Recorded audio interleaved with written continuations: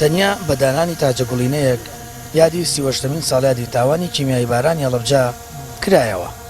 هیچ مەراسیم و کۆبوونەوەیەکی فەرمی بۆ یادی مەرگەساتەکە نەکرا.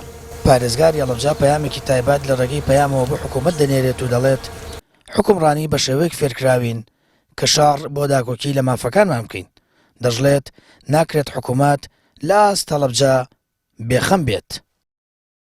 وی ئەمە دوو وەرەقی عەمەلمان ئامادە کردووە، یەکێکیان بۆ حکوومەتی هەرێمی کوردستان، یەکیان بۆ حکوومەتی فیدرال. بەڵام من لێرەوە تەنها یەک شت ئەڵێم لە داواکاریەکەشمانە ئەوەیە، سەرەتای داواکاریەکەمان ئەوەیە کە هەردوو سەرۆکایەتی هەرێم و عێراق لە پەرلەمان لێرە یەکەم کۆبوونەوەیان بکەن، بێنە هەڵەبجە کۆبوونەوە بکەن و هەردوو حکوومەتی نوێی فیدراڵیش و هەرێمی کوردستان ئەنجومەنی وەزیرانیان بێت لە پارێزگای هەڵەبجە کۆبوونەوەکە بکەن بۆی لە نزیکەوە خەڵک بدوێنن و ئیدارە زیاد لە حەد هەنەجار خەریکە ئێمە وا سێرمانەکەن معارەزەین، بەڵام ئێمە حکومڕانی وا فێرکراوین کە شەڕ بکەین، شەڕ بە معناوی داکۆکی کار بین و داکۆکی کاریش بۆ کوێ؟ بۆ شارێک کە شایستەی لەمە زیاترەکە ئێمە داکۆکی لێ بکەین.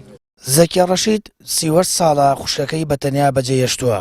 هەموو ساڵێک بۆ سوکنایی دەرونی دێتە مەزاری هەڵەبجە بۆ پەیام باز لە یادەوەریەکانی لەگەڵ خوشکەکەی و چیرۆکی گیان لە دەستدانی دەکات. ئەرێ وەڵاوتیان ناکرێ مەڕۆتم بەخوا من هەر ئەڕوو ئیتر بەخوا ڕوم ناگاڵەوە چەترەوتم ئەگە بارانیش بوو بە بەدەستمەوە بێ و بە گاڵەکە ژێم کوڕەکە لە یادای بەزاندم.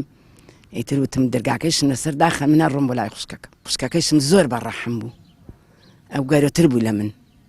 ئەرێ وەڵا ئیتر کاتێکیش کە شەهید بوو ئیتر حەژیانمان نەمابوو، بەستت دەسەڵاتیشمان نەبوو چی بکەین. تەرمەکەی تر لە شمشێرەگیە. ئەرێ وەڵا لەوێ ناشتمان ئەچین بۆ شمشێریش بۆ سەر زیارەتی. ئەرێ وەڵا هەموو کەس و کارمانە ڕۆین. 38 ساڵ لەمەوبەر و لە 16 ئازاری 1970دا کیمیایی بارانکردنی هەڵەبجە لەسەر دەستی ڕژیمی بەعەس بووە گەورەترین تاوانی دژی مرۆڤایەتی لە ناوچەکەدا کە تێیدا 5000 کەس شەهید و ژمارەیەکی زۆریش بریندار بوون کە تا ئێستا بەدەست لێکەوتەکانی ئەو ڕووداوەوە دەناڵێنن. بەڵام ئەوەی جێگەی نیگەرانی خەڵکی هەڵەبجە و کەسوکاری شەهیدانە تا ئێستا بە بارتەقای گەورەی ڕووداوەکە خزمەتی خەڵکی هەڵەبجە و شارەکە نەکراوە. سامان فەتاح، کەناڵی ئاسمانی پەیام، هەڵەبجە.